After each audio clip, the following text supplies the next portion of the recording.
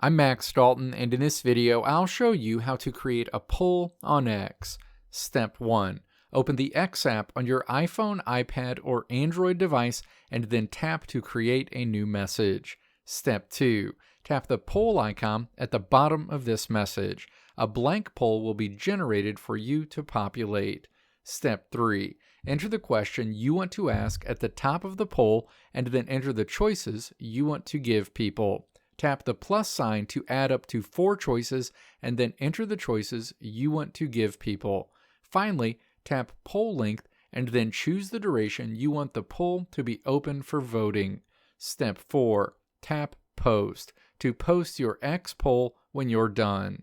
You can see the results of your poll at any time by navigating to your X home screen, tapping your profile icon, and then tapping Profile. You can see your poll and its results in your list of X posts. Let me know if this video helped you out in the comments below. If you liked what you saw here, click the video links on the right side of the screen to check out another video. Or click the logo on the left side of the screen to check out my tutorial website at www.maxdalton.how.